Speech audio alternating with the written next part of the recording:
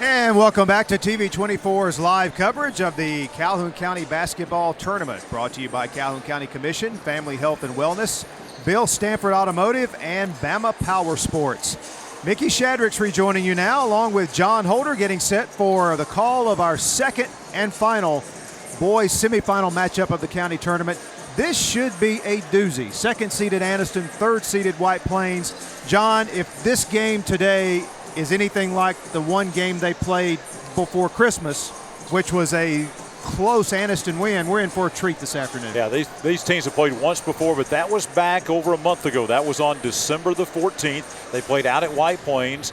Anniston went in and won that game by 10 points. So we feel like this is going to be a tremendous basketball game. These are teams coming in, even though they're not ranked in the top 10 in the state in their respective classifications, they're right on the outside. This is an Anniston team who comes in at 18-5. White Plains comes in at 19-5. And past history shows that these are two of the top programs in the state in their respective classifications. And these are teams, both Anniston and White Plains, Anniston in 5A, White Plains in 4A. When we start talking about sub-regionals and regional tournaments and so forth, both of these teams will be right in the mix. Two very good basketball programs and two very good basketball teams here in 2016. The Wildcats of White Plains, you mentioned their record, John. That includes 8 in a row. The last time they lost was back over a holiday tournament down in Destin, Florida. Since then, they've put together 8 straight wins, and they've looked good in the tournament. They beat Alexandria, which really was a toss-up game in that matchup. They came out ahead there, and Anniston looked really good in their win over Weaver the other night. So this is two teams that like to get up and down the floor. Of course, White Plains, a really good shooting team. Anniston's got some inside-outside games with Trey Croft from behind the arc, Daquan Ross inside. Very, very interesting matchup here, and two veteran coaches in Chris Randall and Schuessler Ware. Yeah, I think when you start talking about the top coaches of the top programs here in East Alabama, household names, Schuessler Ware, Chris Randall, and I think a lot of these names on the teams too. We're going to call out, if you've been watching high school basketball for the last couple of years, these are experienced teams, because we're going to call out a lot of names for White Plains that you've been hearing for the last 2 or 3 years. Same way with Anniston. You're going to hear a lot of names, if you're an Anniston fan, that have been there for the last 2 or 3 years. This is a very experienced White Plains team and a very veteran Anniston team as well. These are two teams experienced in the county tournament, experienced in playing in big games and regional tournaments and things like that. There's really nothing that the players and the coaches from these two squads have not seen. So we think this is going to be a really great matchup with a berth in the county tournament championship game on the line here tomorrow night. And of course, all games moved up early today at Pete Matthews Coliseum because of what you see on your screen. John, this is current weather radar, and you are much more weather savvy than me. So what are we looking at? Well, here? What we're seeing here, all that you see in the pink, that is a mix. The radar can't decide what that is. It might be rain, it might be sleet, it might be snow. Everything that you're seeing in the blue there, Gadsden down to Rainbow City, really down the Highway 77 corridor, which means it's just entering western Calhoun County. That is all snow. You see some green in there, that's rain, so still kind of a mix. But as that temperature continues to fall, Mickey, what we're going to see is that's going to turn all blue probably in the next hour or two as that slides off to the east. All this is moving off to the east, and there's more behind that. So we expect light to moderate snowfall during the course of this game here today, as we see the snow really just entering, as we said, western Calhoun County right along the Highway 77 corridor. So folks out in Ohatchee right now, places like that, out Welborn Way, east of Ogabina, they're probably seeing some snow right now, Mickey. Well, and that is why all games were moved up to noon today with our first girls semifinal game. And of course, Saturday night's championship games are still on schedule for the normal times, and we will have live coverage of those championship games right here on TV24. Well, the starting lineup's about to be announced to a very large crowd here at the Pete this afternoon, and we will take a look at the starters for the White Plains Wildcats. As John mentioned, 19-5 on the season. They've won 8 in a row. They're 5-0 in area play. They will start Jared Guthrie, Eli Hightower, Michael McGurk, Lawrence Jackson, and Murphy Doss. Outstanding shooting squad for Coach Chris Randall and the White Plains Wildcats. Meanwhile, for the 19-5 Anniston Bulldogs, they will go with Mario Dobbins, Trey Croft, Willie Thomas, Daquan Ross, and Chris Beard. The other night against Weaver, Daquan Ross pumped in 25 points, including 5 3-pointers. Coach Chris Randall told me before the game that if they're going to be successful in this game with Anniston, they're going to have to find a way to slow down big Daquan Ross, because he was a major factor in that Anniston win out at White Plains back in December. And Mickey, I think if you're Anniston, I think you got to look at Jared Guthrie. This guy can light it up, and he's one of the guys. I'm not sure that there's a player in East Alabama that when he gets going from the outside shooting threes, when he gets hot, I mean, there's players getting hot, and then there's Jared Guthrie getting hot. I don't know if there's a more dangerous player in this part of the state that when he really gets the hot shooting touch, he can take over a basketball game. And I know that's one thing that probably Coach Ware is talking about, is we got to put the clamps on him, and we cannot let him get started. I don't think there's any doubt that White Plains is the best shooting team in this tournament. When you talk about Jared Guthrie, as John just mentioned, also Eli Hightower is having a fantastic senior season. He is a three-point machine. And then, of course, Michael McGuirt, the junior, he can step behind the arc and hit the three. And then you talk about guys like the brothers Kevin Carr and Macy Carr, Lawrence Jackson, Murphy Doss inside. It's a very good shooting White Plains team. And, of course, you know, you look back to last year's tournament, White Plains put really the only team that could put a scare into Sacred Heart last year. And I think either way we come, Gerhard and I talked about this earlier today when we were doing the Oxford Sacred Heart game.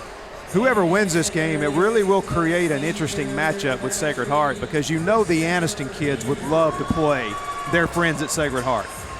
They would love to have that matchup, the same matchup we had in the boys' final 2 years ago that Anniston won. Then White Plains would love another crack at them as well, because, again, on this floor, they gave Sacred Heart all they could handle last year in this tournament. And the thing about it is, with Sacred Heart being 1A, Anniston 5A, White Plains 4A, this is the only chance for this to happen. There's no chance that they can meet again later in the season. They're not on the regular season schedules. Being in different classifications, they're not going to meet any kind of regional play or anything like this. So it would be the only shot for an Anniston Sacred Heart matchup or a White Plains Sacred Heart matchup. And we're about ready to tip things off. This should be, Mickey, an entertaining basketball game. I think you're going to see a lot of this. I have the feeling this could be a high-scoring offensive game that's really entertaining. And we are just about set to tip it off. Daquan Ross and Michael McGuirt. The jump at center court. Second boys semifinal game, last game of the day. And we are underway. White Plains with the first possession of the game. Anniston begins in a 3-2 zone.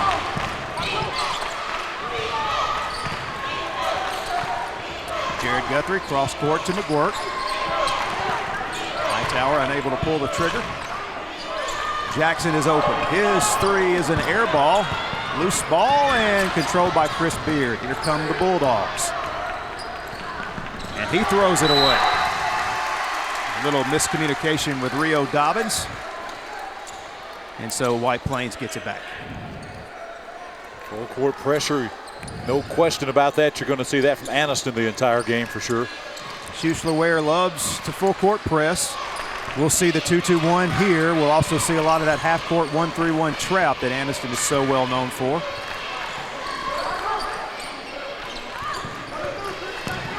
Both coaches, very good in-game coaches. Be interesting adjustments throughout the afternoon in this one.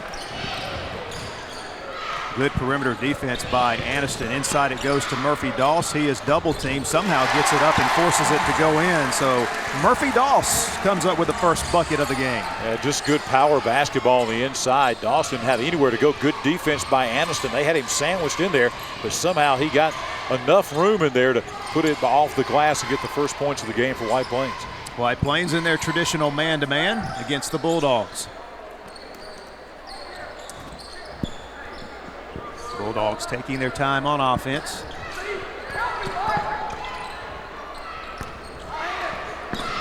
Trey Croft with the ball now, an outstanding three-point shooter. Guarded closely by Hightower.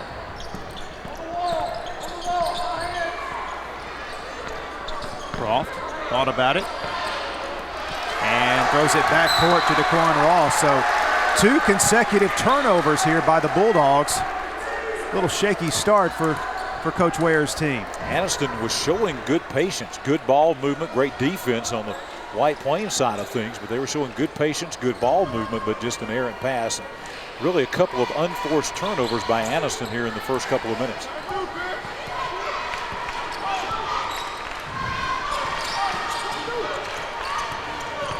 McGuirk to Hightower. Inside it goes to McGuirk. He falls down on the way up. No whistle. Loose on the floor. Anniston controls. So the Bulldogs push it up the floor. Willie Thomas now back out top to Trey Croft. Anniston still looking to get up their first shot attempt of the game. Excellent defense by White Plains. They're shutting off all the passing lanes. Good perimeter defense as well. Quan Ross with the three, no good. Gets his own rebound. Can't get it to fall. Follow again. Missed again. So 3 cracks at it. Anniston couldn't break through. Here come the Wildcats. Ross, a great job. 3 rebounds, but no points. And Rio Dobbins comes up with a steal inside against Murphy Doss. Here come the Bulldogs. Penetration defense will be a big factor in this game for Chris Randall's team as well. Anniston likes to get up and down the floor. White Plains will have to be ready for that on missed shots. It'll be a physical game on the inside. We can see that here in the early going. A lot of pushing and shoving going on along the basket on both ends of the floor. We've already seen some elbows and a lot of pushing and shoving, and Anniston blows a layup. Good back door there by Thomas, but he missed the chip shot layup. Trey Croft left open. 3 from the corner, no good. Rebound to Michael McGuirk. So Anniston finally getting up some shots, but still no points. And now a turnover by the Wildcats, and Coach Randall not happy with that. Calls a timeout here with 4:30 left in our first quarter. So, John, here we are. We're almost halfway through the first quarter. We got 2 points on the board. Starting off, especially if you're Anniston, it's starting off a little bit like Jacksonville did in this last girls game.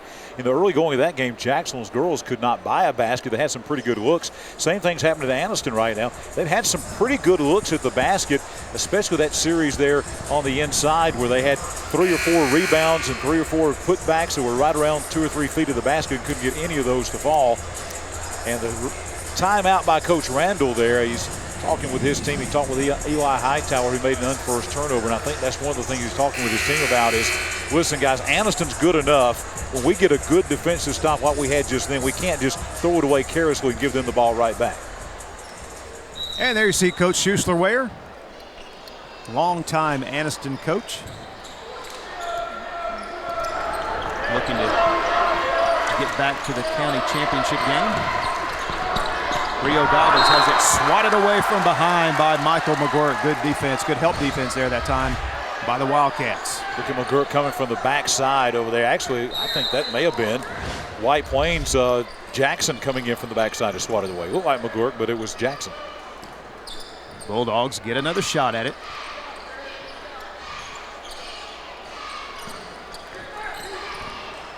Chris Beard drives, dishes to Dobbins, and Anniston has their first basket of the game. Assist to Beard as Mario Dobbins puts it in. Easy layup for Dobbins, and despite all the bad things that have happened to Anniston on the offensive end, still tied at 2-2. Anniston all over the court defensively. Good drop by Jackson. Missed the layup inside. It's off of, well, I thought it might have been off Ross, but they say off White Plains, so Anniston gets it back. First substitution of the game. Kevin Carr checks in the game. Eli Hightower goes to the bench. Tail in the early going, Ross, as you mentioned, Mickey, is going to be a big factor on the inside for Anniston. Not a good matchup for White Plains on the inside with his size. He is having an outstanding senior season. And most of the time when the Bulldogs get points, they get them from Trey Croft, this young man with the ball, and DeQuan Ross, who has it now.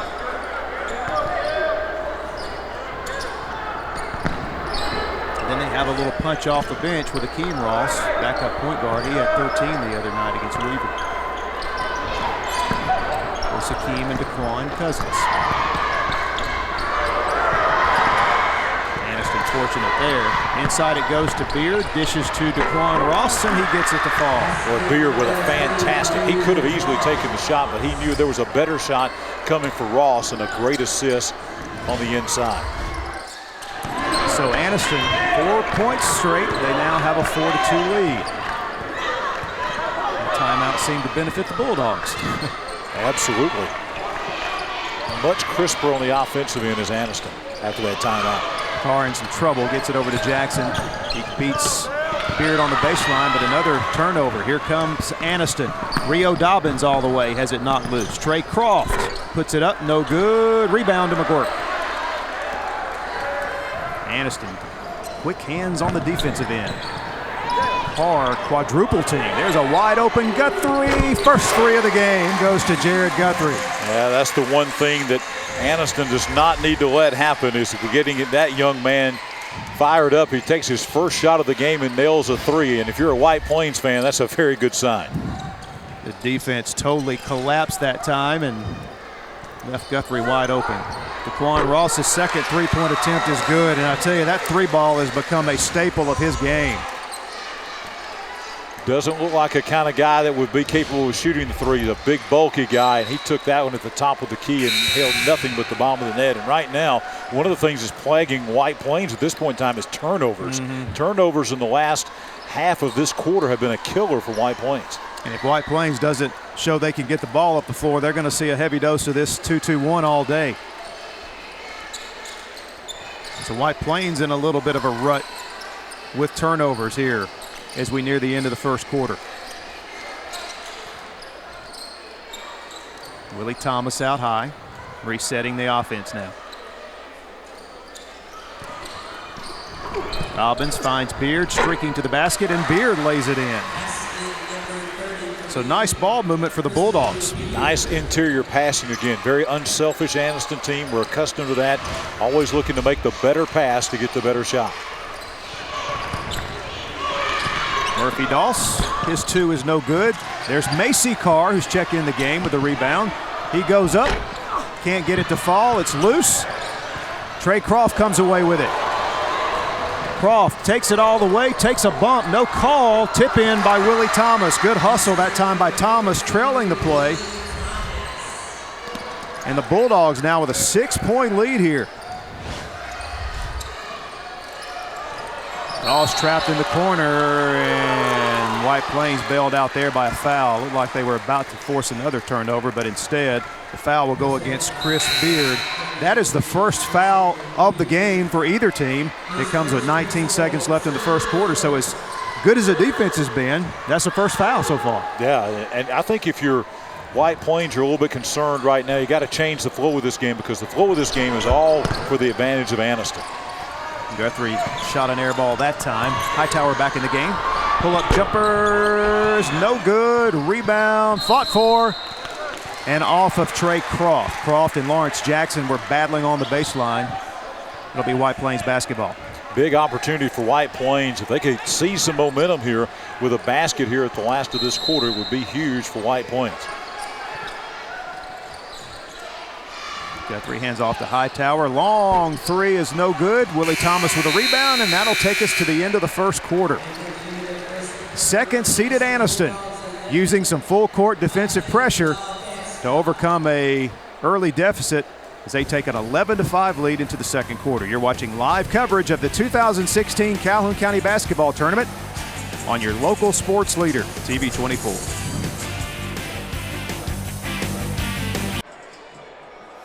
And we're back at the county tournament. Check out the hustle by Willie Thomas. You know, a lot of guys, John, might give up on those type plays. Willie Thomas comes down. Not only does he stay with it, but he avoids the over-the-back call and tips it in and gets the bucket there for his team. So Anniston takes over with the ball to begin the second quarter. 11-5 lead. Anniston still with their starters on the floor. White Plains has made a number of substitutions already. DeQuan Ross turnaround jumper, no good. And nice strong with the ball there, Lawrence Jackson. So here come the Wildcats. Wide open Eli Hightower. His three is good. Very nice ball movement and a very nice shot by Eli Hightower coming out of the break. That's just what White Plains needed to climb back to within one possession. And that is White Plains' game right there, moving the ball, finding the open shooter. And going to get a charging foul here on Thomas. A little out of control that time, so we'll see another look at it. Yeah, excellent job. Excellent job. There's no question about that. Great job by the officials that time, as Jackson was way set. He was set for a couple of seconds and stood his ground, and that is a very good call and very good job by Jackson to draw that charge. Yeah, that is Lawrence Jackson at his best. He does a lot of those things that don't show up in the stats. McGuirk passed on the three. Now he's in trouble. He's double teamed, and it's out of bounds. So McGuirk maybe should have took that shot there. He's an outstanding three-point shooter. Instead, it's a turnover, and McGuirk will go to the bench, and Macy Carr back in the game now for the Wildcats. And I think Coach Randall is asking McGuirk that same question. Why did you shoot the ball? Anniston about to make a sub as well. Hakeem Ross about to check in, see his first action of the game for Anniston at the next break.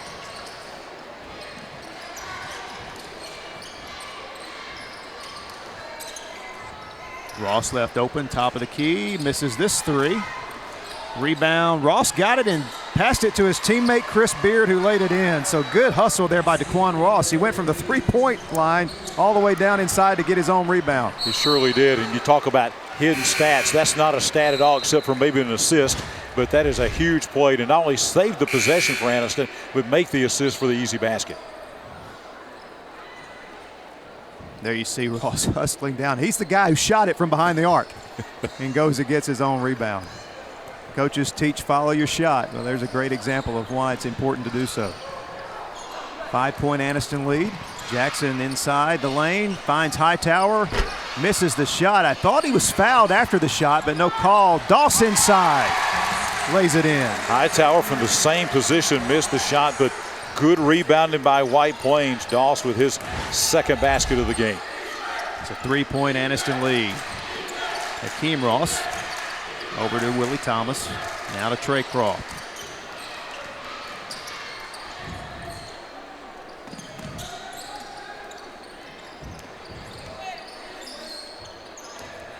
Swing it over to Croft. Hakeem shoots the three, misses it. Rebound. Lawrence Jackson outfought Willie Thomas for it there, and a frustration foul on Thomas. Jackson, as you pointed out, Mickey, doing a lot of things that don't show up in the stat sheet. That time, not only getting the rebound, but then drawing the foul with a frustration foul. He seems to be everywhere. Just one of those good, hard-working players for White Plains. White Plains with a chance to cut it to one or possibly tie with a three. And here's Hightower's three. No good. Doss with the offensive rebound. Jackson drives baseline, has it stripped by Ross. Saved in to Hightower. They swing it over to Macy Carr, and he has it swatted away by Hakeem Ross. And I tell you, Anniston really active with their hands in this game. Yeah, they'll say the last touch by White Plains, so yet another turnover by the Wildcats. We're going to get McGuirk back into the game. He'll come into the game to replace Macy Carr. Jared Guthrie has been on the bench now for the last 2 or 3 minutes for White Plains. Under 5 minutes now to play second quarter. Jackson almost a steal. Hakeem Ross shoots another three and drains it. Ross off the bench. Only been in the game for a couple of minutes, only his second shot, and he drains the three from deep outside. And Anniston with their largest lead of the game now at 6, and it could grow after this turnover. Ross gets the steal, chases it down, saves it into his cousin DeQuan Ross, and we've got a tripping foul, I believe, on Lawrence Jackson. Jackson on the floor just trying to do whatever he could to try to save that basketball, and you'll see bodies flying everywhere. There's Ross, goes into the goal down there. 1, 2, 3 players on the floor, actually 4 different players, 2 Anniston players and 2 White Plains players in that sequence wound up on the floor. White Plains during the break gets Jared Guthrie back in the game.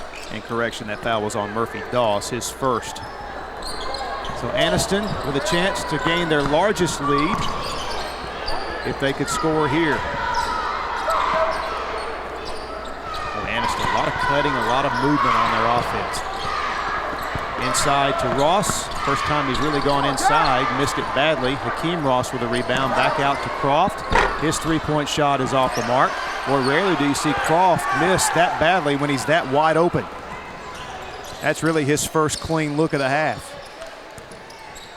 McGuirk won't pass up the shot this time, but he missed it. And it's knocked out of bounds by Carr. He may have missed it, but he did exactly what Coach Randall told him to do during that timeout. There was no question when he laid his hands on the ball he was going to shoot that one. And you know, shooters, you have to shoot some. You have to get in a rhythm. You kind of get warmed up, and you may miss 2 or 3, but shooters have to keep shooting the basketball. Near steal.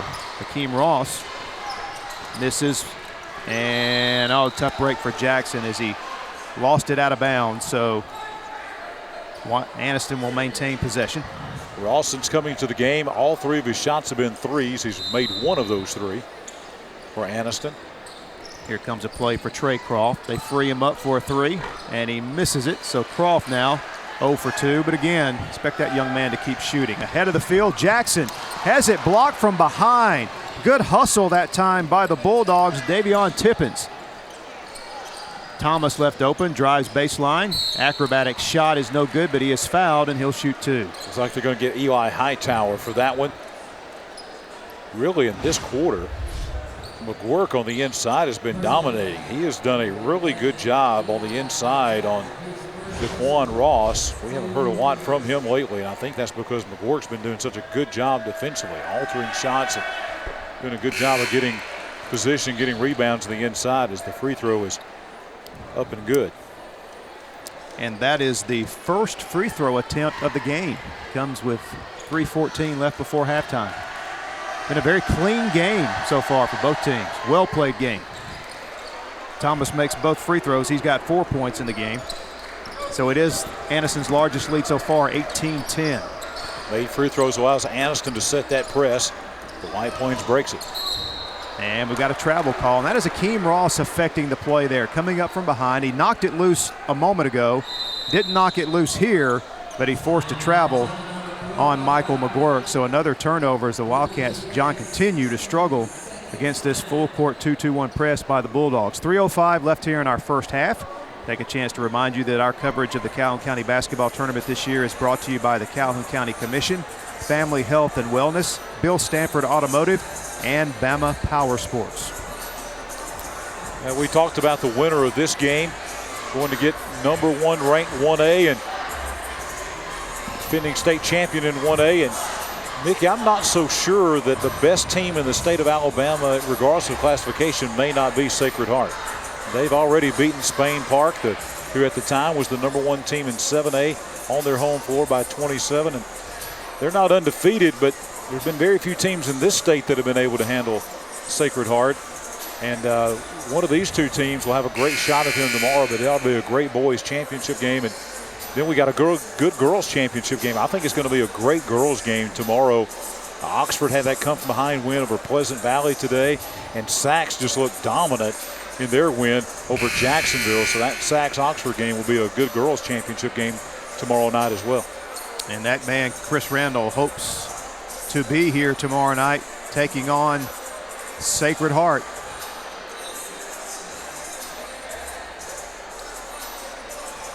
In the boys championship game.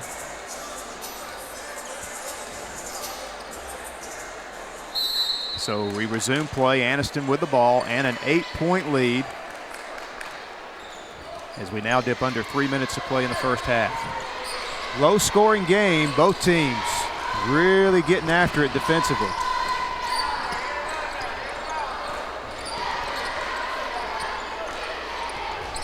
High screen and roll. Croft over to Ross. Now here's Tippins. His baseline shot is good. So good contribution by Davion Tippins off the bench.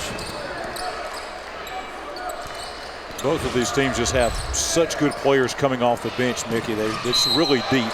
And we're going to see another travel call on McGuirk. That's the second time in almost the exact same spot on the floor where he's pulled up trying to find some help and drag that foot and get called for a foul. But these are 2 very good teams. We mentioned at the very beginning about offensively the weapons they have, but the way these defenses have been playing, it really doesn't matter how good of weapons you have on offense. You know, Anniston's doing such a good job of playing defense without fouling, too. There's Akeem Ross on a drive to the basket.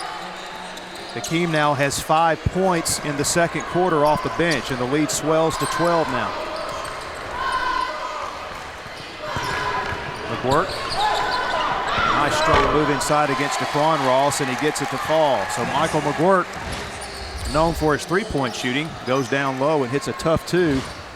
Ross misses the baseline shot, but Tippins is there to put it back up and in. Davion Tippins now 4 points off the bench for the Bulldogs.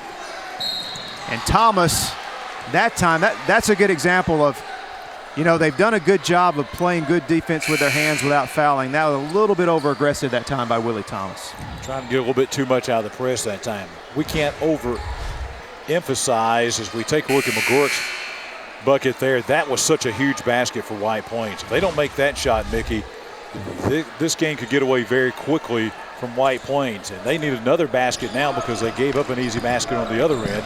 So, again, White Plains needing to answer to stay within range. Tay Miller's checked into the game for Coach Ware.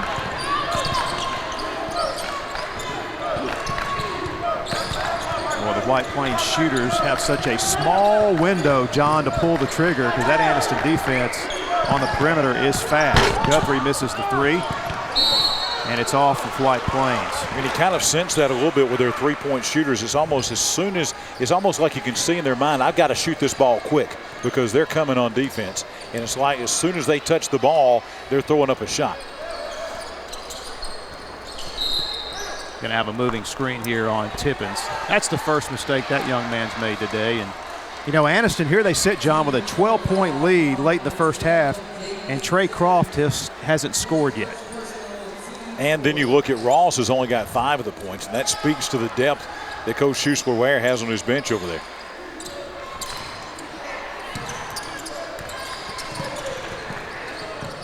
And Anniston is just all over the place defensively. They are just not giving anything to this White Plains team. Hightower misses. Follow is good by Macy Carr. Went up high to put that one through. Anniston right back down the floor, and Croft turns it over, trying to force it. So here comes White Plains with a chance to cut the lead to under 10. Kevin Carr goes up and gets it to fall. So back-to-back buckets by the Carr brothers. And it's an 8-point Anniston lead. Bulldogs probably will play for one shot. Nice flurry by White Plains there to cut that thing from double digits to single digits just before the half. Croft goes all the way to the basket, draws the foul. Croft is so good, not only at penetration, but we haven't seen it yet, as you pointed out, but an excellent three-point shooter.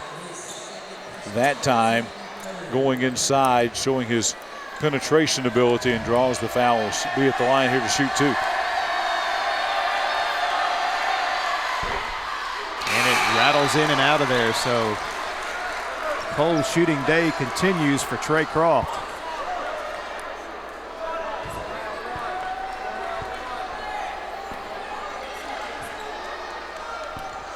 They may have a lead right now, but I can assure you Coach Ware knows he's got to get this young man cranked up in the second half if they're going to win this game. Croft 1 of 2. So it's a 9-point lead. White Plains got to hurry, get it down. Guthrie finds a wide open Hightower. His three is no good. Boy, that would have been a big shot for White Plains if they could have got it to fall. But instead, the Anniston Bulldogs will take a 9-point lead into the locker room at halftime. And before we break away, Gerhard Mathangani is standing by with White Plains coach Chris Randall. All right, Chris, kind of an up and down first half there. Assess your team's play. Well, I thought we were playing pretty hard. We're going for too many steals. Thought that cost us 7 points. And when you're playing against a team as athletic as Anniston, you can't give up any easy baskets because everything you get on the other end is going to feel like a touchdown. They're so good and athletic defensively, so it's really a struggle. We're going to have to make some open shots to have a chance to win. Absolutely. I'll let you get back with your team, Coach. Appreciate it. All right, guys, 25-16, Anniston, and we will send it back to you guys with a special halftime presentation. And we are back here, and we're actually going to keep it here at Pete Matthews Coliseum. We've got a special presentation here.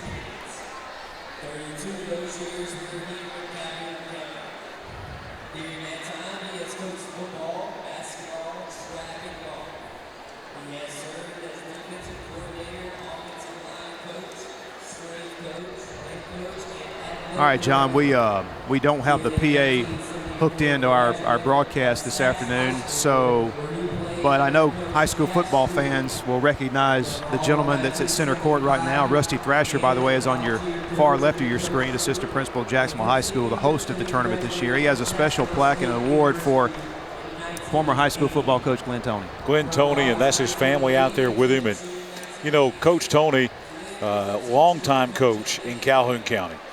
Former head coach at Sachs, spent the last few years as an assistant coach out at Ohatchee High School. And the Calhoun County Athletic Directors and Coaches Association, this has been a tradition down through the years that they have recognized retired coaches, coaches and athletic directors and administrators that have made significant contributions to athletics, high school athletics here in Calhoun County. And this will be a presentation this year. They're honoring Coach Glenn Toney out there with his family, kids and grandkids, and his wife Vanita joining him out there. And this is a good honor, big honor, I know, and well-deserved honor for Coach Glenn Toney. He's one of those guys, as you know, Mickey, working him through years and years.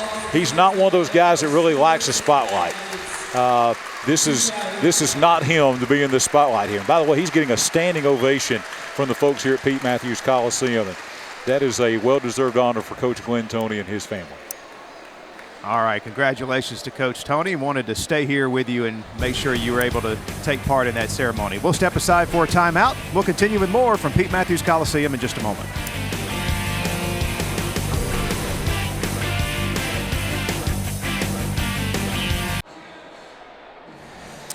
And we're back at the Calhoun County Basketball Tournament. Mickey Shadricks, John Holder, Gerhard Mathangani with you as we're at halftime at the second boys semifinal game. Second-seeded Anniston leads third-seeded White Plains 25-16. And obviously the weather, the big story today with all the games being moved up 4 hours earlier. There's a look at the current radar. As you can see, that big mass of wintry stuff is about to overtake us here in the East Alabama area.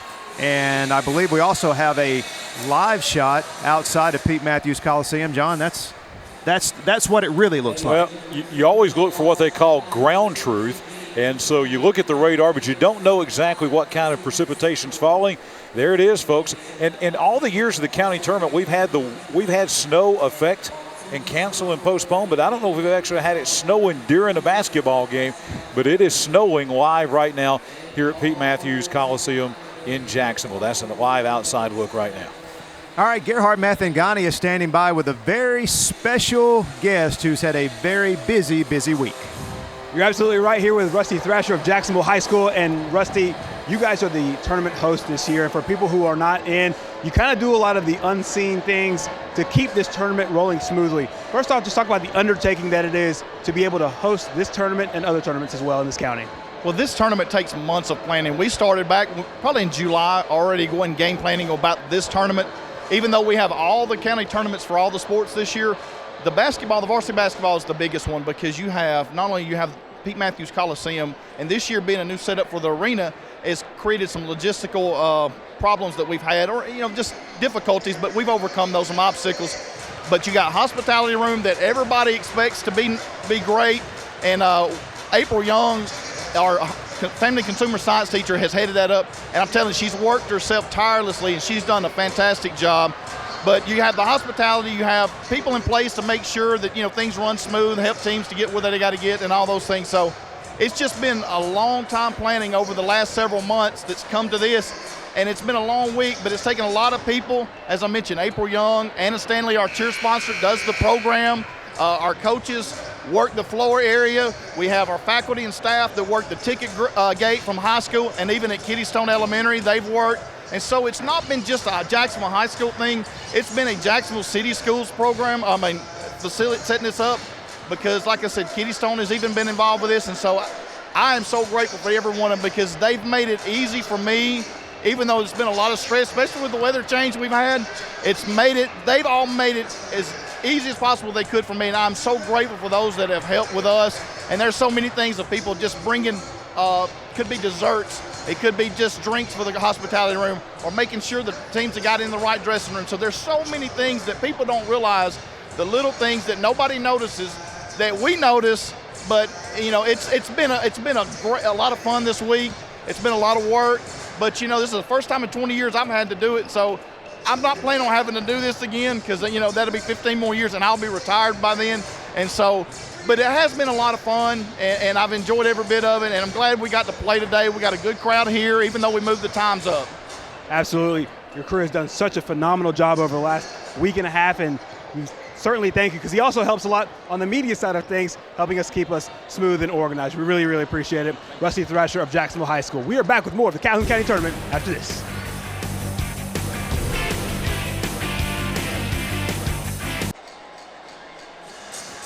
Welcome back inside the warm and cozy Pete Matthews Coliseum. There you see our halftime score. Anniston leading White Plains 25-16. Mickey Shadricks and John Holder with you courtside. And John, to be decided in the next 16 minutes is who wants Sacred Heart, because that's what's at stake here. The winner of this one advances to the boys championship game on Saturday night, an 8 o'clock tip-off against the defending state and county champion Sacred Heart Cardinals. And as we said, this will be one shot, because whoever wins this game and takes on Sacred Heart will only get this one shot at them tomorrow night. White Plains ball to begin the second half. You heard Coach Randall tell Gerhard they got to get some shots. They've got to make some threes. That'll be a key, but almost turned it over here, but Jared Guthrie able to beat Willie Thomas to the ball. I noticed a couple of White Plains three-point shooters took a little extra target practice there at halftime too. Look at the hustle by Anniston. Rio Dobbins and Kevin Carr, and Willie Thomas going to come in at the end and get a foul. And I think that is Willie Thomas's third foul.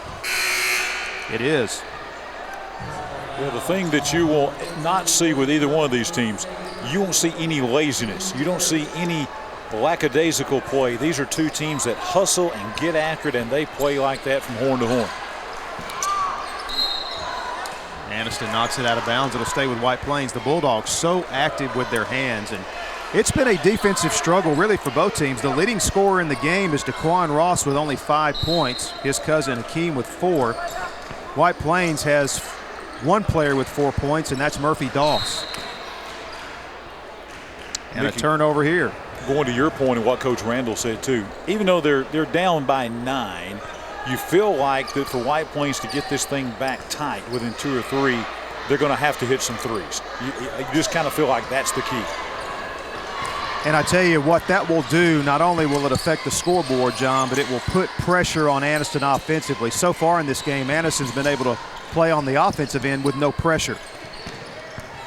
And if White Plains can knock down some shots, it'll be an interesting dynamic in the game. And there you see Michael McGirt beating everyone down the floor. So that's a positive development for the Wildcats. First points of the second half. It's now a 7-point Anniston lead. Yeah, Anniston that time, for one of the few times that you'll ever see them go to sleep, they went to sleep a little bit that time defensively and let McGirt get behind them. And we're going to have a foul called against White Plains. I believe it'll be Kevin Carr whistled for the foul, trying to fight through the screen. Nope, correction, it'll be Murphy Doss. Doss looked like pushed Croft down that time, as you said, fighting through that screen on the outside on the wing. Inbound to Dobbins.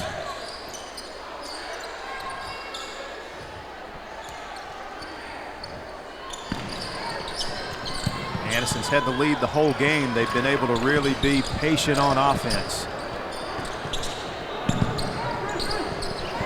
Croft comes free, shoots a 3, and hits it. We talked so many times about Guthrie getting untracked.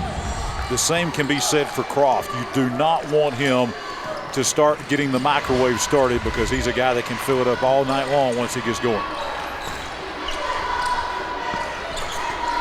Carr dribbles out of a trap in the corner. Murphy Doss shoots a 3 off the mark. Here comes Croft. He is bumped by Doss, no foul. Croft pulls up, and he's hit 2 in a row. That is a very good sign if you're a Bulldog fan, and that brings Chris Randall off his feet, calling a timeout very quickly. We talked about what Trey Croft means to Anniston offensively, and he was held to 1 point in the first half, and just like that, John, in the last minute, he's hit 2 threes. We also talked about the importance of what would happen if White Plains hit some threes. Well, the exact opposite happens. It's Anniston that's hit threes, and consequently, they've got their largest lead of the game as they've blown this thing back up now to 13. We mentioned at halftime the leading scorer was DeQuan Ross with 5. Croft's now the leading scorer just like that. 2 threes, 6 points in the game. And the lead is back to 13 after White Plains had cut it to 7. White Plains against Alexandria last night had a comfortable lead there. The roles are kind of reversed. They had the 14-point lead against Alexandria. Didn't play very well in the fourth quarter, and Alexandria came back and nearly won the game. Now White Plains finds themselves in the position that Alexandria was last night, where now they're behind by double digits in the second half and trying to claw and fight and get back into this thing and have a chance to win. A good look at the Anniston senior lefty, Trey Croft.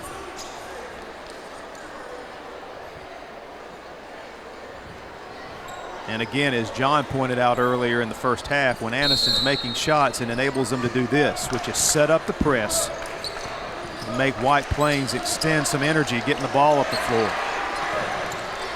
Guthrie advances it quickly. Finds Jackson. McGurk's open, but he shuffled those feet before the shot. And again, that's that urgency of got to get the shot off quick, because, boy, that defense is coming. Exactly right, Mickey. Exactly right. You said it perfectly. And I think not only getting the shot off, but he was backing up because he wanted to make sure it was a 3. So he's trying to get back behind the three-point arc, shuffle those feet, and a turnover. And this is a big defensive stand right here for White Plains. Inside to Thomas. Goes up, has it stripped, but it's off of Macy Carr. So Anniston will maintain possession. You just really feel like right here White Plains has got to have a stop. They give up points here and go down by 15 or 16. It's going to be very, very tough. A foul inside, I believe. They got DeQuan Ross. And they did. The bad part about that, as you mentioned, Mickey, you and I have both pointed this out, is anytime there's a dead ball and you're throwing the ball in on the baseline, that gives Anniston a chance to set that press. White Plains beats it easily this time. Hightower splits the double team, but it's out of bounds, but it'll stay with White Plains. And one thing you can't do on the press is you can't let one guy dribble up the center of the press. That's what Anniston allowed to happen, and that's why it was broken so easily. Hightower gets free and drains the 3. Let's see if that gives White Plains a little spark. Back to a 10-point lead. Dobbins drives. Acrobatic shot is good by Rio Dobbins. That's his first point since the first quarter. Guthrie is trapped, and a foul called against Dobbins. So those are that'll be interesting to see how the officials handle this in the second half, because that was not a foul in the first half. See if it's a foul in the second half, it'll really impact the game. There you see Eli Hightower. Good stroke. Hightower on one end for White Plains, and then on the other end for Anniston, falling to the ground, one-handed fall-away shot, banks it off the glass for Anniston. Guthrie free, misses the 3, and look at White Plains contest for the offensive rebound, but Anniston comes away with it. Ahead to Dobbins, he drives, draws the contact, no foul. They're letting them play today. Officials been very consistent on both ends of the floor. Missed shot by Guthrie. Bulldogs push it up the court. Dobbins dishes to Tippins, but they're going to get him for a blocking foul. Thought they might have called charging, but it appears as though it'll be a blocking foul against White Plains. We'll see it here. Anniston had the numbers 3-on-2 break. I think, again, a good call by the officials. Most of the time you see that called on the offense. Near steal that time by Carr. Trey Cross on the ground, and they're going to say he palmed the ball by laying on the ground. That's interesting.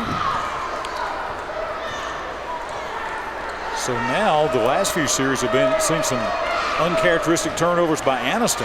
Anniston with a couple of unforced turnovers, giving White Plains a chance to cut into this lead. Nice pump fake by Kevin Carr, getting the defender off his feet, and Carr banks it in. So White Plains, 2 within 10.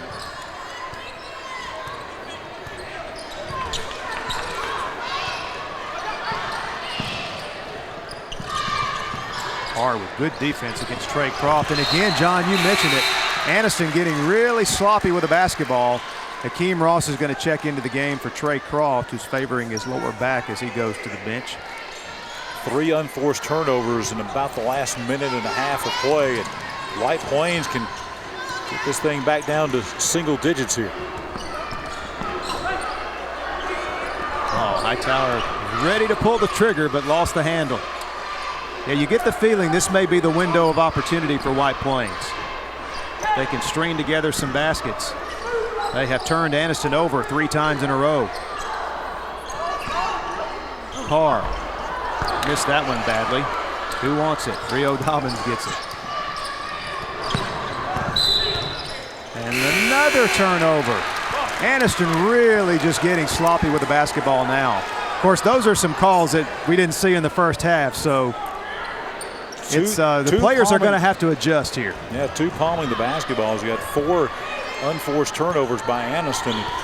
Those turnovers are allowing White Plains to stay in striking distance here as we approach the last couple of minutes of the third quarter.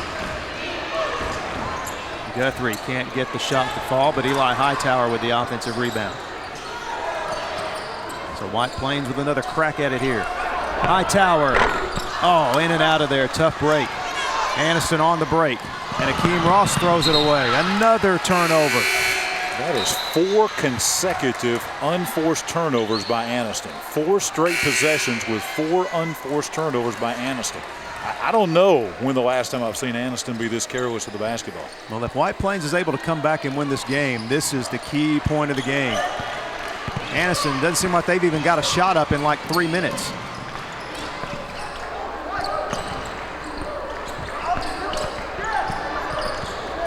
Guthrie drives the lane. Nice pump fake and gets it to lay in. Good job by Jared Guthrie that time. And a steal. Another turnover by the Bulldogs. Carr tracks it down. Macy Carr, strong drive inside, and he hits the bucket and draws the foul.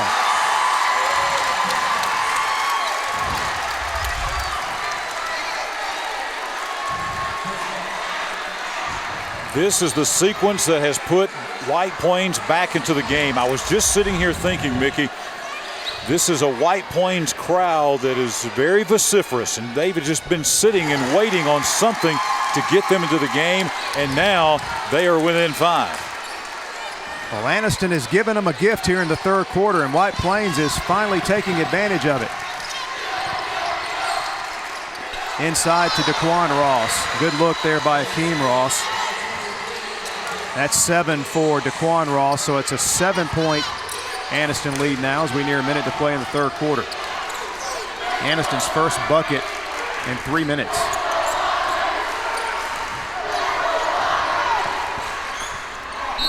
McGurk turnaround shot inside, and he is fouled by Daquan Ross. And I think that'll be 2 or 3 on the Anniston big fella. That's 3, so Daquan Ross in some foul trouble now. He'll have to go to the bench. Well, no, he's going to stay on the floor. Ross has been quiet offensively, only 7 points in the game, only 2 points here in the second half, and that is his 3rd personal foul. McGurk's free throw is good and cuts the lead back down to 6. McGurk now with 5 points in the game. So Coach Ware electing to keep Ross on the floor with those 3 fouls. It's a 5-point Anniston lead. Under a minute to play in the third. Daquan Ross shoots a three and hits it. 5 straight points by the man they call Bam. And McGuirk loses his footing. And we're going to have a foul called on Ross, and that'll be 4. They called the foul on everybody was thinking that was going to be a tie-up as far as maybe a loose ball situation. Instead, they called him from reaching over the back for the foul. Here's the replay of it. There's Ross going for the ball, and then he fell on him, and that's what they called. I don't think it was anything intentional, but he did foul on him, and they called him for the foul. And he's still in the game. Coach Ware leaving him in the game. Now he gets him. Yeah, you know that with 4 fouls and still a quarter to go, you got to get your guy out of there. Coach Randall was most concerned about Daquan Ross, and he's in some foul trouble here. Will have to be out of the game for a while. And Trey Croft is hit from behind, and a foul against White Plains. And the Anniston fans sarcastically cheer the refs there. Finally get a call to go their way here in this third quarter.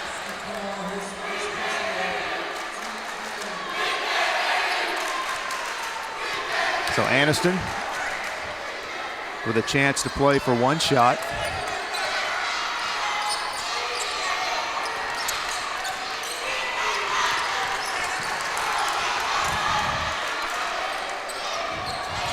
Any points here by Anniston at the last of the third would be huge as far as momentum. And another foul called on White Plains. Looks like they'll get Eli Hightower way out here at the timeline. I believe they called that one on Jared Guthrie. That is his first, and that's a good thing for White Plains because that would have been the third foul on Hightower. Lawrence Jackson checks in for Hightower. So Anniston with 7.6 seconds to play in the third. They get it into Croft. And Croft charges. Another ill-advised play by the Bulldogs. Not the way Coach Ware wanted the Bulldogs to execute those final few seconds. Now White Plains gets a chance with 2.9 seconds.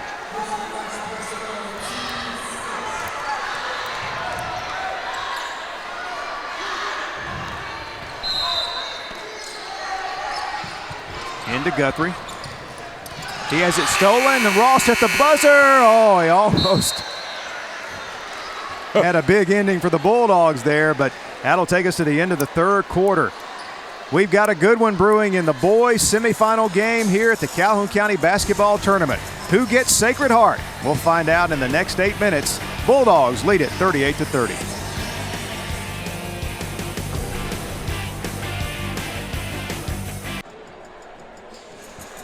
And welcome back to TV24's live coverage of the Calhoun County Basketball Tournament presented by Calhoun County Commission, Family Health and Wellness, Bill Stanford Automotive, and Bama Power Sports. Mickey Shadricks and John Holder with you courtside. And John, what's interesting in that third quarter, it seemed like that was an all blue and white quarter, but White Plains only outscored Anniston by 1 point. So the halftime deficit of 9 has only been cut to 8. So I guess that's the positive spin for the Bulldogs. The bad thing is Daquan Ross now has 4 fouls, and when will Schuster Ware feel comfortable bringing him back in this game? Typically, Mickey, most coaches, I think, wait until maybe, especially if they have the lead, maybe wait until the 4 or 5 minute mark to put them back in. We'll see what the strategy is here. I think the reason it feels like that was a much more of a White Plains quarter, as you mentioned, is the fact that earlier in the quarter, White Plains was trailing by 15, and they were able to cut it back down. But the end result is what matters, and the end result is Anniston really only lost a point in that quarter. Beard misses both free throws. Costly misses. Yeah, you're right. Anniston really had a chance early in that third quarter to deliver the knockout punch, but instead they turned it over multiple times as Hightower misses a golden opportunity on a wide open 3. And then White Plains came back and made it a much manageable margin. And the Ross misses a 3. And it goes back to that sequence where they had 4 unforced turnovers. That's why they were not able to blow that game out. They had a 10-point lead consistently and had 4 consecutive possessions where they turned the ball over uncontested, and they score on those instead of turning it over. They could have blown it open. Ball's loose on the floor. Bulldogs come up with it. So a turnover, White Plains. Ahead it goes to Ross. He takes it in and gets hacked on the way to the hoop. And to show you how important Daquan Ross is, as we get another look at the drive by Akeem Ross, he had those 5 points right at the end of the third quarter when White Plains had cut it to 5. And that kind of reestablished order for the Bulldogs, but then he gets that 4th foul.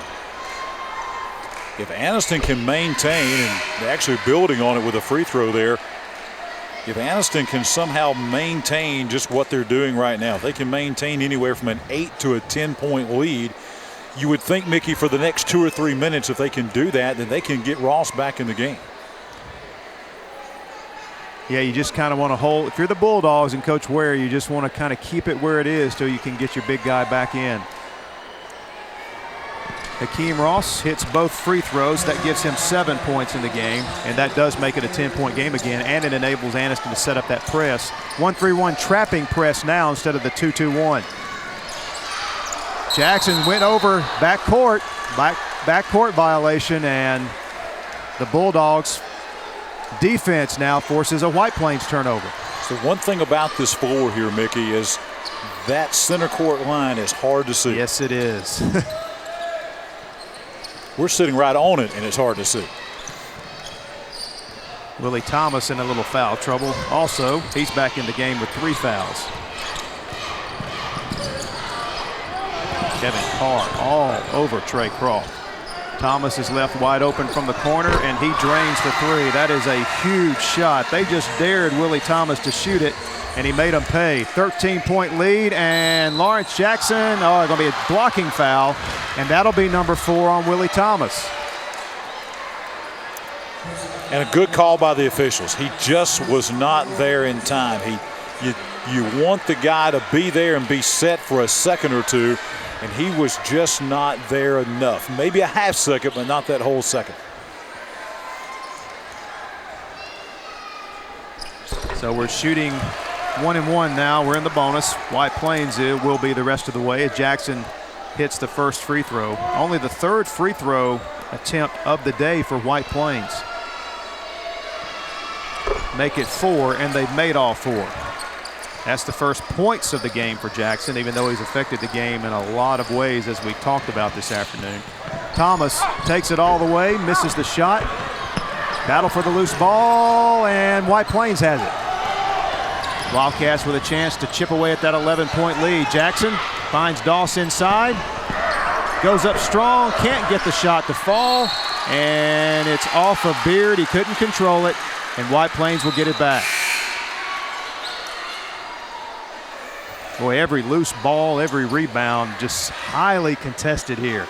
Both teams really, really fighting hard here in this 4th quarter. And you feel like with 6:08 and counting now to go, that if White Plains is going to have a chance to get it close and have a chance to win this game, that they've got to make their move quick. They got to make it soon in the next minute or two. Nice move by Guthrie. Tough break on the layup attempt. Couldn't finish. So the Bulldogs back with the basketball and an 11-point lead.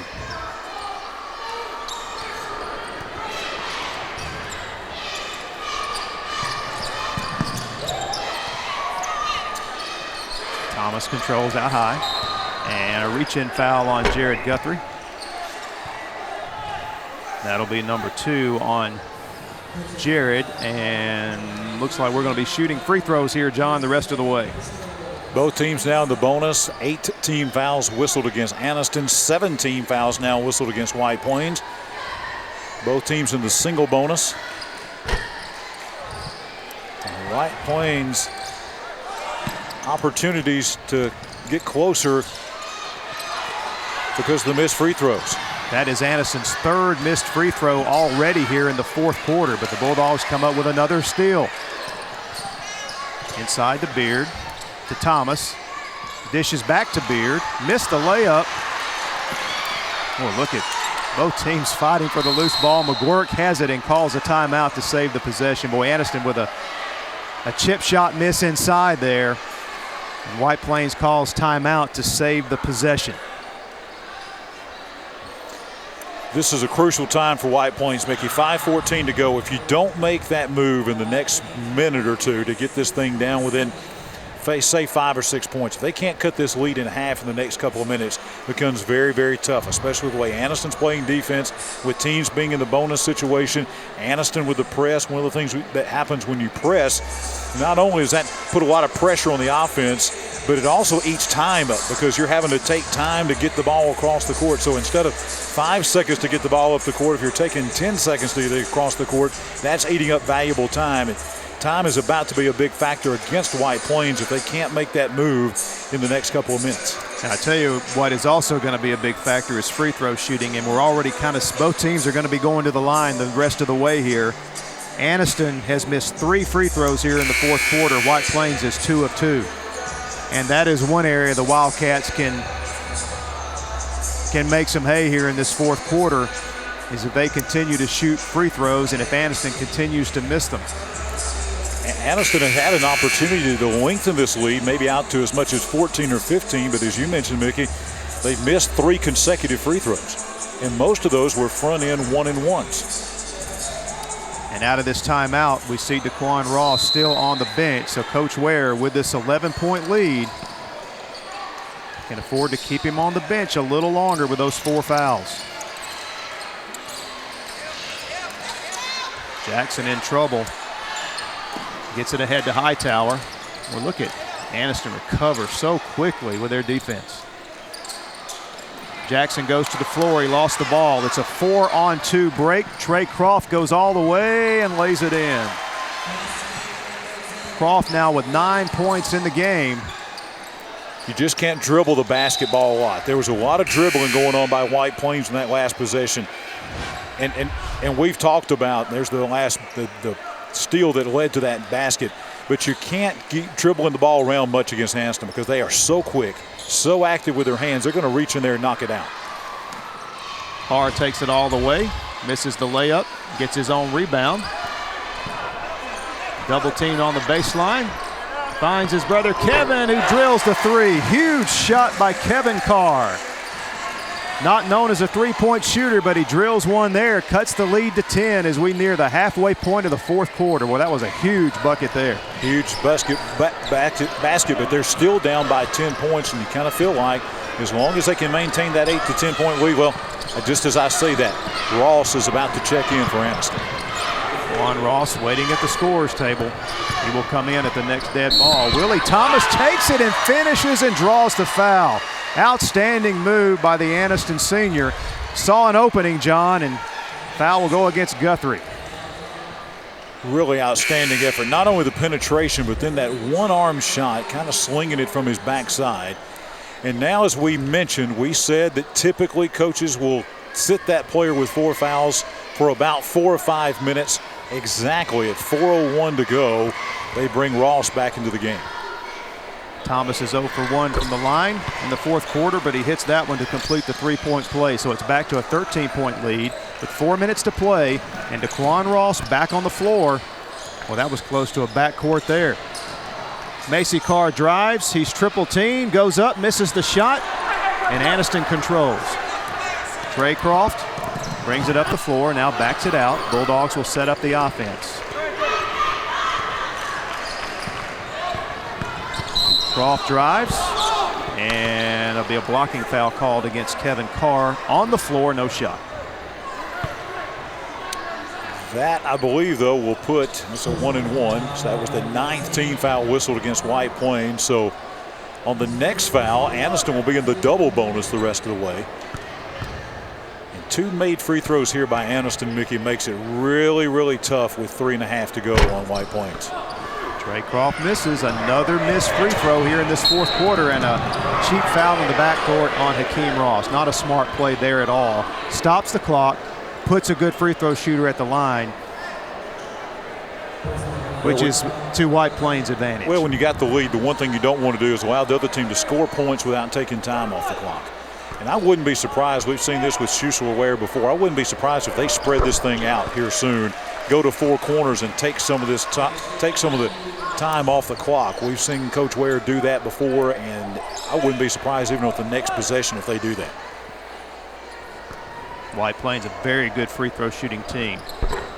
Guthrie misses the second, so he gets 1 of 2. The lead is 12. White Plains with a little backcourt pressure against Croft. He loses his footing and he gets the timeout. Good heads up play by Trey Croft. And timeout's not an issue for Anniston. They're still left with 4. White Plains is down to just 1 timeout as the clock stopped with 3:25 to play in the game. Here's a look at the heads up play by Croft. Just loses his footing. Did a great job after he lost his footing of having the presence of mind to call a timeout.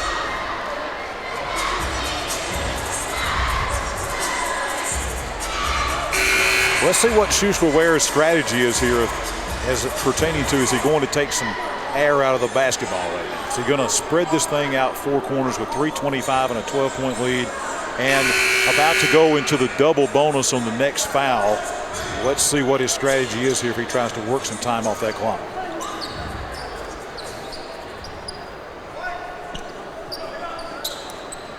Davion Tippins, Daquan Ross, Willie Thomas, Trey Croft, and Akeem Ross in the game for Coach Schussler-Ware. Meanwhile, for White Plains, it's Hightower, Guthrie, Carr, McGuirk, and Macy Carr. And it appears as though, John, that's what Coach Ware is going to do, is just take their time, and I guess if you see an opening, take it, which Willie Thomas saw an opening, missed the shot, but a good job offensive rebounding by Tippins. I think it's a smart strategy. Take some time off the clock. You know, if you get fouled, any kind of foul is going to be a two-shot opportunity. So then it just comes down to making your free throws. That is the 4th foul on Eli Hightower. And here is Tippins stepping up to the free throw line and hits the first. Tippins with a good game off the bench. He had 4 points in the first half. That's his first point of the second half. Gets the roll on the second. So that time the Bulldogs take advantage of the free throw opportunity. The lead is 14. Hightower left open in the corner, misses the 3, and Trey Croft somehow comes out of it. Oh, they're going to call traveling on Croft. Had a White Plains guy all over his back. They call traveling. There's a replay of it right there, and certainly all kind of contact in there. Tough break for the Bulldogs. White Plains, though, can they take advantage of the opportunity? Time is running out on the Wildcats. Hightower, triple team. Macy Carr now. Hightower open. His 3 is no good, and Daquan Ross and Trey Croft battling for the rebound. Croft comes down with it and a foul against the Wildcats. One of the issues with maybe with both teams, but especially with White Plains, Mickey, I think they're having a real tough time discerning where that half-court line is. Yeah. We've seen 3 or 4 times where I think White Plains just had no idea, just not cognizant of that line is there. Well, I'm with you. I've seen a lot of games here, a lot of JSU games, and it is hard to see, and I can only imagine as a player when you're out on the floor losing track of where you are. Croft hits the first free throw. As I mentioned earlier, we're sitting right here in midcourt, and we're sitting right on the line, and it's hard for us to see. Especially, there's part of it that's solid, but then you see the part right there. That part right there, we're getting a great shot from our camera guys. That part right there, that's really, really tough. Croft misses the second, so Trey Croft having a tough day at the free throw line. Gets 1 of 2 there, but it's a 15-point lead. And Guthrie, no backcourt there. An Anniston player is deflected off the Bulldog player. Doss gets it to Wyatt, who's in the game now. And Wyatt looking for some help. Finds Macy Carr open, who misses the 3. Kevin Carr with the offensive rebound. Murphy Doss loses his footing, and they're going to call traveling on Doss. Some contact inside, but the officials have gone with that traveling call a lot here in the fourth quarter, so it'll go over to the Bulldogs. Well, a 15-point lead now for Anniston, and with the basketball. Not saying it's going to be impossible, but it's going to be mighty, mighty tough now for White Plains to win this game. Cross over to Thomas.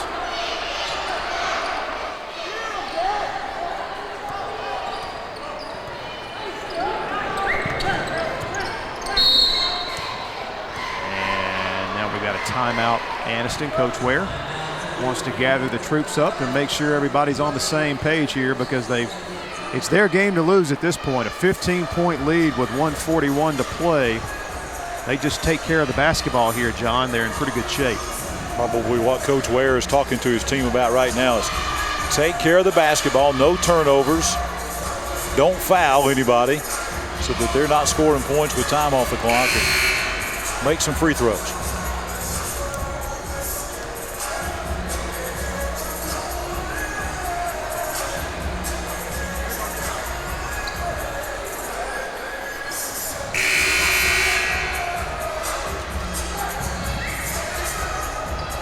So Anniston will inbound the ball out of the timeout. Coach Ware's strategy with the kind of working around the foul trouble of his big guy, Daquan Ross, has worked out so far. He put him in at about the midway point of the fourth quarter, and Ross has played a clean 2.5 minutes here. He's still on the floor.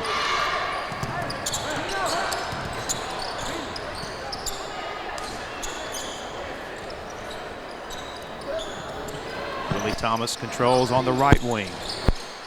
Back out top to Daquan Ross. Tippins over to Ross. Inside, Croft misses. Hakeem Ross with the follow, and he is fouled on the putback, so Hakeem Ross will head to the free throw line. Mickey, 1:09 to go. Anniston by 15. I think now we can go ahead and talk about the championship game tomorrow night between Anniston and Sacred Heart. Live right here on TV 24. You wouldn't normally think about a 5A and a 1A who do not play each other in the regular season. You wouldn't think about that being a rival game.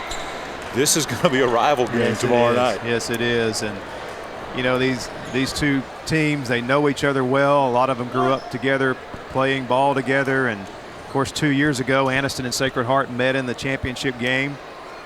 So it will be a very interesting matchup. Sacred Heart and Anniston, unless something bizarre happens here in the final minute 9 of the fourth quarter.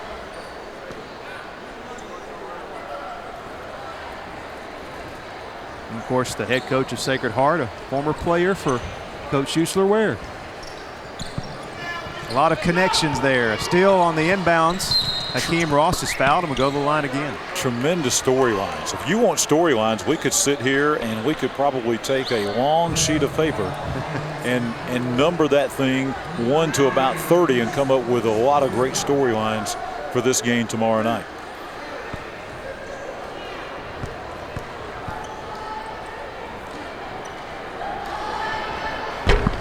Ross misses the first free throw. That's his first miss from the line today. He was 4-4 before that shot.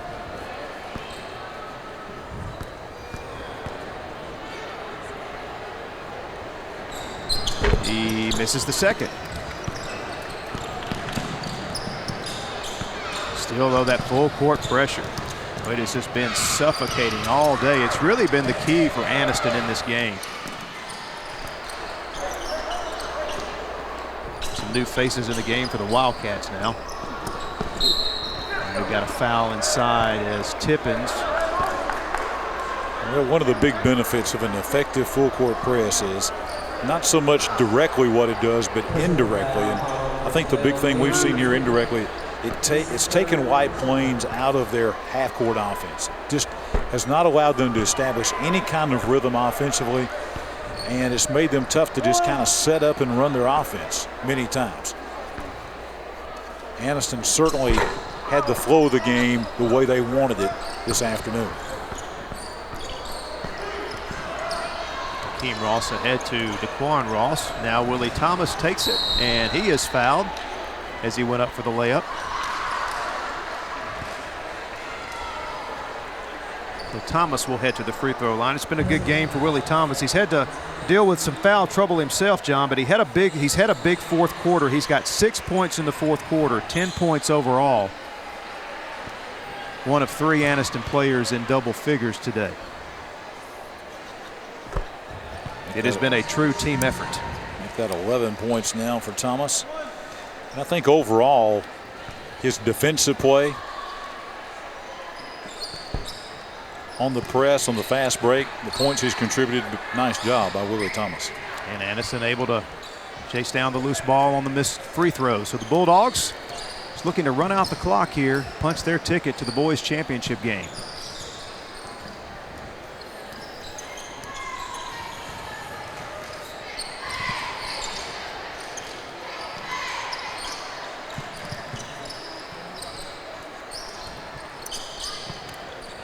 Final seconds.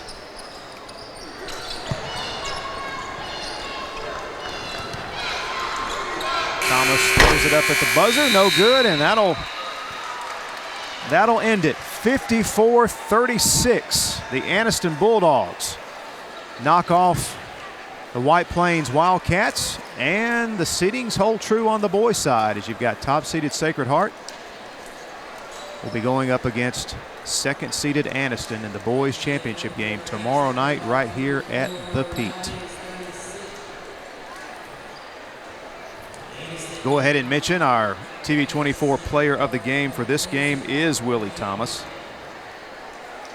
Thomas with a huge fourth quarter. He scored 7 points in the fourth quarter, 11 overall to lead his team in scoring. But as John mentioned, it was as much about his and his teammates' defense as anything in this game today.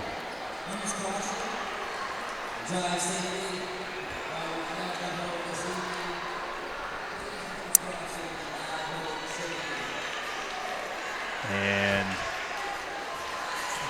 we are waiting on There's Coach Ware making his way over to Gerhard. So we'll send it down now. Courtside, Gerhard Mathangani.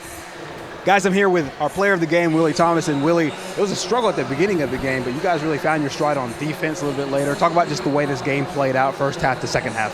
Well, Tuesday we work on our defense against Weaver, so they help us out a lot. They in practice, did all that.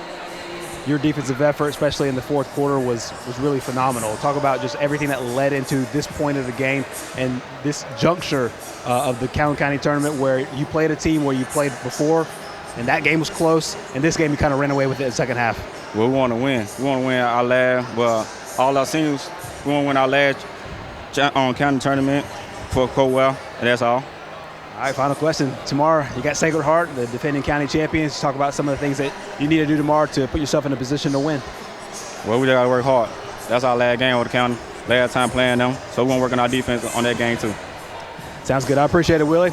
We'll step in with your coach over here. All right, Coach Ware. Defensively, you let up south of 40 points against a team that shoots really well. Talk about your defensive effort today.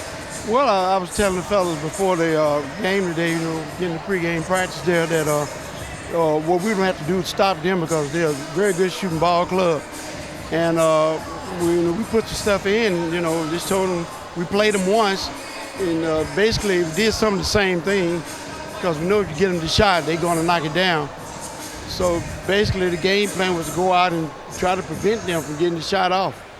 You guys also really played well on the offensive end, especially in the second half and really in the second quarter, and then bled a little bit into the third quarter as well. Talk about your offense and talk about also Willie Thomas, our player of the game. Well, offensively, we was telling them they don't have to take the time, and stop being in such a hurry. And they finally bought into it and started doing the things we asked them to do. All right, tomorrow you got the big one against Sacred Heart, the defending county champions. Talk about some of the things you need to do to put yourself in position to win that one. Same thing. They're a knockdown ball club too. And we just don't play them the same or even harder than what we played today. Also, they're coached by Rafael Graves, a guy that you know really well. Players that you've seen. So just talk about their ball club. Obviously not a lot of time to watch film and prepare specifically against them, but talk about some of the things that you'll need to do tomorrow. Basically try to prevent them from getting in the offensive flow. That first five was, first 6, 7 ball players pretty good, and we know we got to continue to play hard against them and try to prevent them. They probably the best shooting ball club in the area. and we just going to continue to do the same thing to them. Appreciate it, Coach. We'll see you tomorrow night. Coach Suso Ware, the Anniston Bulldogs. Winners tonight. All right, thanks, Gerhard. Coach Ware, no stranger to the Calhoun County Boys Championship game, as he and his team earn another opportunity to go for a county championship. There you see the final score of this one. Anniston dominating defensive effort today. They beat a very good White Plains team by a final score of 54-36. John and I will be back to put a final wrap on things in just a moment. And we're back at Pete Matthews Coliseum. Mickey Shadricks and John Holder with you here courtside to put a wrap on Anniston's 54-36 victory over White Plains. And John, again, the theme was just defense, defense, defense. The Bulldogs had a balanced scoring effort. They had 3 players in double figures. Willie Thomas, our player of the game, with 11. Then DeQuan Ross and Trey Croft with 10. Hakeem Ross came off the bench with 9. But you look at White Plains individually, their leading scorer was Eli Hightower with only 8 points. That kind of tells you how just good this Anniston full court defense was today. Yeah, when we said the first of the game, we talked about all the offensive weapons from both teams, but Anniston totally shut down. I mean, you hold a team like White Plains to 36 points in the game. That's just phenomenal. It's unbelievable defensive effort by Anniston. They'll need every bit of that tomorrow, because as many offensive weapons as White Plains has, Sacred Heart has even more. Yeah. This is a tremendous match. It's going to be a rare opportunity, quite frankly, to see Anniston and Sacred Heart match up against each other. It's amazing that you got 2 quality programs that are just a couple of miles apart from each other, but this will be a rare meeting between these 2 teams. And first of all, for White Plains, let's congratulate them on another great tournament, a great season that got them seated as high as they were. They're still in good shape in their area. They're 5-0, and they play Sax Tuesday night. Sax is 4-1. If they beat Sax, they've already beaten them once, and they will host the area tournament. If they were to lose to Sax, they could still host the tournament with a coin toss. But for Anniston, before they get back to area play, you mentioned the big matchup with Sacred Heart tomorrow night. And this Anniston defense, they'll have to have this same kind of defensive effort to have a chance against Sacred Heart here tomorrow night. And the challenge when you play Sacred Heart is you have to find a way to keep up with them scoring-wise, because they have 5 starters on the floor, all of which can score, can go get their own shot, and that's always the challenge. Even if you match up with them defensively, can you keep up with them offensively? Yeah, that's true. And, the thing about them is, all of a sudden you think you've got them in check, and then you turn around, they go on these runs, and you turn around, and within about 2 minutes, they've all of a sudden put up 10 or 12 points. And that's the big key, I think, to dealing with Sacred Heart is you got to prevent those big runs from happening. You know they're going to go on those runs, but what happens is most teams that play Sacred Heart, when they start going on those runs, they're uncontrollable, and teams just melt away, and they don't come back from that. And, of course, it'll be a very interesting girls' final as well, as you have the Sax Lady Wildcats and the Oxford Lady Yellow Jackets. So we've got both championship games coming up for you Saturday night, beginning at 6 o'clock, live right here on TV 24. If you can't make it out to Pete Matthews Coliseum, we hope you'll join us tomorrow night for the girls and boys championship games. That'll do it for our coverage of the semifinal round. As we go out, a look at Anniston's Willie Thomas, our TV 24 player of the game, draining a 3 from the corner. And a look back to earlier today in Sacred Heart's win over Oxford. Deontay Wood, a huge game. Our TV 24 player of the game from that one, 24 points for the sophomore from Sacred Heart. We'll see those 2 and the rest of the players for Anniston and Sacred Heart on the floor tomorrow night in the boys championship game. For our entire crew, thanks for watching, and we'll see you on championship night of the Calhoun County Tournament.